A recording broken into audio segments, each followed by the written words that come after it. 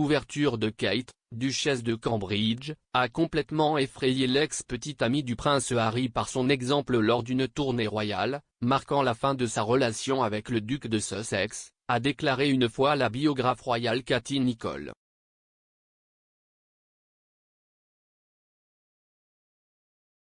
La duchesse de Cambridge a laissé les téléspectateurs sans voix avec une performance sans faille au piano lors d'un service de chant de l'abbaye de Westminster qui a été diffusé à la télévision la semaine dernière.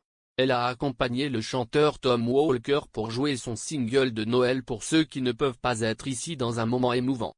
La duchesse chatouille les ivoires depuis qu'elle est enfant, et se tourne vers la musique pendant les confinements.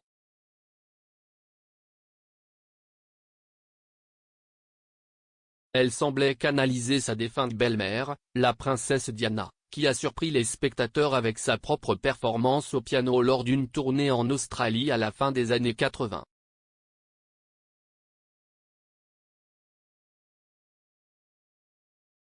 Kate continue d'impressionner les spectateurs avec sa prestation éloquente des devoirs royaux, restant toujours professionnelle tout en établissant des relations bienveillantes avec les personnes qu'elle rencontre.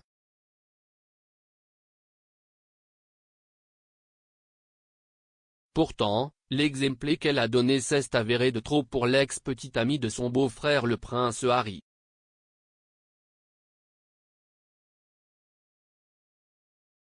L'expert royal Katie Nicholl a discuté de la relation de Harry avec la danseuse et actrice Cressida Bona dans son livre de 2017 Harry, Life, Loss and Love.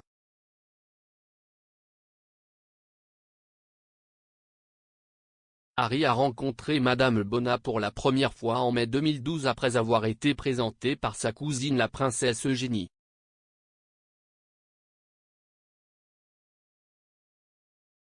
Sa famille a des liens directs avec Édouard VII et elle est la petite fille d'Édouard de Curzon, 6e comte. Ils se séparent à l'amiable en 2014.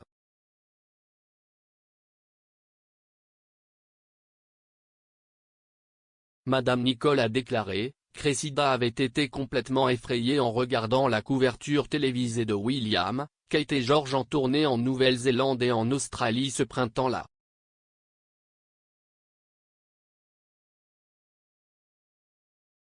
William, Kate et George, 9 mois, ont entrepris une tournée de 9 jours en Australie en 2014, visitant Canberra et Adélaïde lors de leur voyage.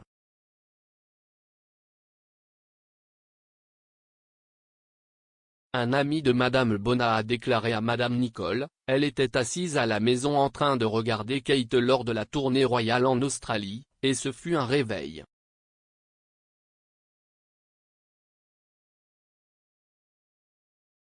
Il n'y avait aucune chance qu'elle veuille ce genre d'attention et elle l'a dit à Harry.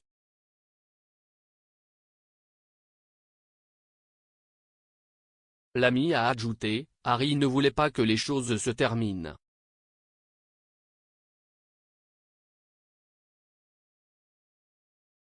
Il était amoureux d'elle et il a essayé de la convaincre qu'il pouvait le faire fonctionner, mais la décision de Cressida était prise.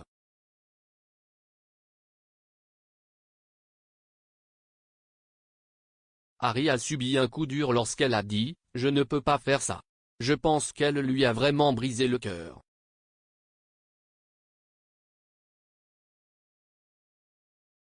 Le couple s'est séparé et est resté de bons amis.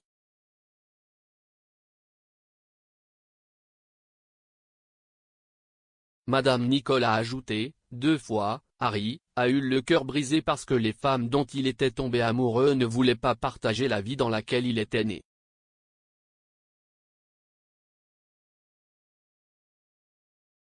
Un autre ami a déclaré au Télégraphe à l'époque que la scission avait donné à Madame Bona l'opportunité de se concentrer sur sa carrière.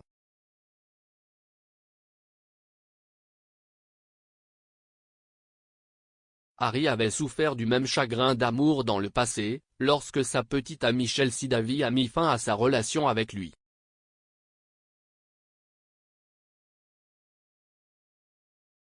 Harry a eu une romance intermittente avec Madame Davy pendant 7 ans, mais le mariage de William et Kate a finalement été la goutte d'eau.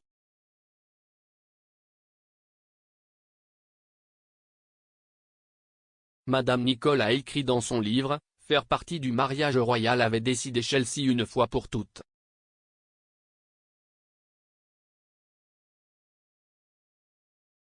La vie d'une épouse royale n'était pas pour elle et elle a dit à Harry qu'elle ne pourrait jamais faire les sacrifices que Kate avait fait.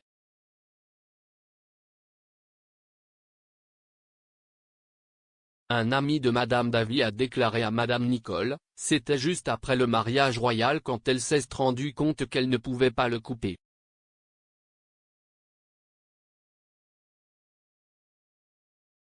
Elle a vu ce que ce serait sous les projecteurs, et elle ne voulait pas de cette vie pour elle-même. Elle aimait vraiment Harry, mais savait que ce n'était pas une vie qu'elle pouvait mener.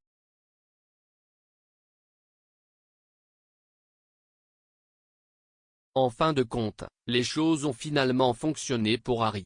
Sa femme Meghan Markle était déjà habituée aux projecteurs lors de leur rencontre, ayant joué dans la série à succès Suits.